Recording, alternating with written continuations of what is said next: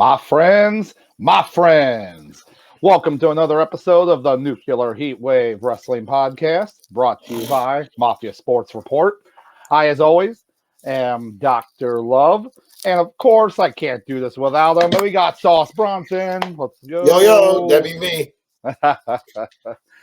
So, we got a little bit to talk about today, especially over this past weekend for some wrestling, from some of the wrestling shows that happened. But I had to talk about first and foremost some brand new information that kind of new rumors at this point that kind of broke today. Everyone just hold on to your butts. So, Vince McMahon, the boss, the higher power, whatever you want to go back in all these years, is reportedly trying to get back control of WWE. So, yeah. And I guess everyone could have the same exact reaction. No. You want to hear my reaction? You want to hear mine? Yeah. How about that? You know what? I know you. Well, I'm gonna let you go ahead and go first. And then No problem. Oh, it's good. So basically, when it comes to the news that kind of broke, apparently it was broke mostly by the I believe they said it was the New York Times, or it was like one of the a reliable source basically said that Vince McMahon's opinion, he was giving bad advice by his whoever his lawyers people. His people to step down because of all the massive litigation stuff going along with him. And that was bad advice, that everything was just going to blow over, and that, yes, he's going to try to come back to regain control of WWE.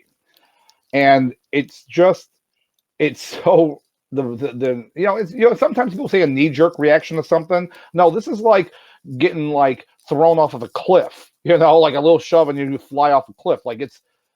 The fact that it remains, if he actually came back to power, I mean, it would undo, I'm not saying everything, but there's going to be people that came back under the premise that Vince McMahon was not going to be there, or he wasn't going to be in control. So you got people that are not going to be happy if he actually comes back and has this control again. So, Exhibit A. Yeah. And it's going to be extremely hard to watch if that's actually going to be the case. So, so Sauce, what's your opinion on this? Oh yeah, first opinion. The second opinion is the only way. Well, actually, let's do this first. We got Papa Mafia, talking about CM Punk to WWE. I'm gonna be honest with you. I'd rather deal with Phil than Vince. At least with Phil, you give his thoughts. Papa H tell him go sit in the corner and be quiet until it's time to wrestle, and we move on. Yeah, sit down. Sit down. With that being said, the only way I would allow this 77-year-old fossil to come back is if not in the creative, but as a character. Like if he comes, let's say he does a storyline where he actually wants to try to take WWE back. Well, look, hey, while you're talking to that, yeah. So great minds think alike. Papa Mafia. Yeah. Well, if McMahon comes back as a character, and I believe Sauce was alluding to that right now. You can go ahead. But that's the only way I would tolerate it. I mean, dude's 77 years old. We appreciate all that he's done for professional wrestling, but somebody go tell Grandpa to go sit his old ass down somewhere. Yeah, maybe him and Ric Flair can go, play some canasta or something in the old folks' home. I don't know at this point. No, actually, that's going to be his last match. He'll face Vince McMahon. Oh, Lord. Wait, I'm trying to think. I'm pretty sure they fought before. For sure they did. Yeah, because remember they fought in that whole the winner gets the whole WWE right after the invasion.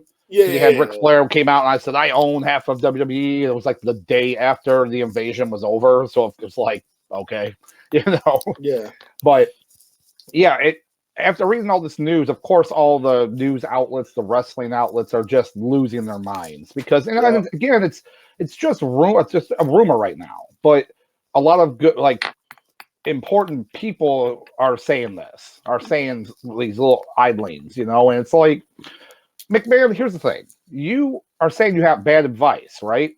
But you had great advice. You had some multi-million-dollar lawsuits. They uncovered money that you took to pay off these settlements, Yep. and you're a publicly traded company. Okay, it's not like AEW or some other small company that is Like not publicly traded. Like Impact or NWA. No, it's Or not. GCW. GCW, yeah. They'd be like, here's a payoff for somebody. It's like a $50 Red Lobster gift card or something. You know, that's basically what you get. And I love Cheddar Bay biscuits, but that's probably what you get from someone. Oh my gosh. But yeah, I don't know.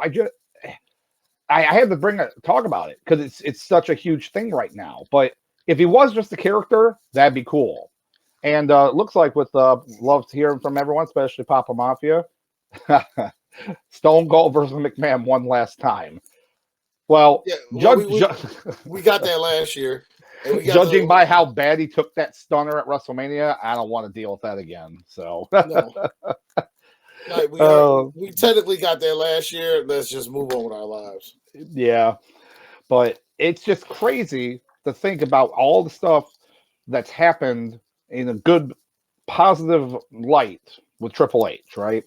And just, I couldn't even imagine being like a fly on the wall of the locker rooms right now with this news breaking, right? You're going to start seeing it too. You're going to see some people that tweet stuff out on social media that you don't mind just kind of being on the edge of the fringe of that, kind of like, is that allowed or is that not allowed? So you're going to start seeing that in the next few days. And by next week, it's either going to be just a rumor or there's going to be more substantial to it. So I guess we'll just have to wait and see on this one with the Vinnie Mac. So my question is, right now Stephanie and Nick Khan run things. Triple H are head of creative, but my question is, let's say if he did want to try to come back in the creative position, I wonder, like, could it be realistic that he could just walk in and take back charge, or will he actually need permission from Stephanie, or like he would need something from Stephanie Nick Khan to grant him that access? Yeah.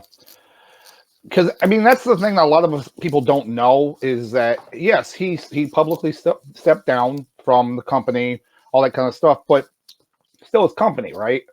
I mean, it's kind of like one of those things, like he can come in there and say if he wanted to change something, or he could be like, goddamn, Paul, come on, what's going on? I want to give you some advice. Well, Vince, I don't know, man. I can't. Put a chef hat on Ricochet. I think it'd be funny. No, we actually just did a really good storyline with him. He's got this tournament. Nope, I don't like it. Those flippy wrestlers. Yeah. Give him that Simon Dean gimmick since it didn't work the first time. Please. Oh, Lord. Oh, my gosh. But, in all seriousness, it's just, we don't know. And it's, that's how the wrestling world works. When there's news, it breaks like that real quick, especially with social media and everything. So, again, we'll know a lot more in the next few days. Within the next week, we're going to know a lot more information. I'll tell you that for sure. So, I guess we just have to, as wrestling fans, just have to pray. We just got to pray a little bit, But looks like we do have. We have. CBM. He's back on the show. Nice to hear from you again. Hey, what's happening? So it says Phil knows that WWE is the Scotty Goldman free zone right now, so he's in. But rumors are also abound that AJ Lee comes back as his valet or in some other non-wrestling capacity. So, yeah, I mean, as Sauce kind of put it, I would definitely rather put up with with Phil coming in, and because they can control him, Triple H could definitely control him, than Vince McMahon coming back in that creative leader role. So, well, Phil can control Vince too. He just use these hands, Yeah, I don't think Vince is kicking down any doors or anything. I don't think you have to worry about that. At 77. At 77, no. That's why I said just put him and Ric Flair together and let them just kind of like just slap fight a little bit, right? So maybe somebody got a translation wrong, and hopefully it's Shane McMahon. Yeah, he's probably like, no, I'm done. I don't want to. I'm done. His wife's like, he's done. Don't call him. He's not doing Hell in the Cell. Stop it. He's not doing that again. Oh my gosh. But like I said, we'll know more information in the next few days. So hopefully. But wanted to let you guys know that first. And with that being said, we do have going into the shows. We did have 2 shows. We had Ring of Honor's Final Battle under the AEW brand. So I believe this is the 2nd show under the AEW brand for Ring of Honor. And the NXT Deadline show.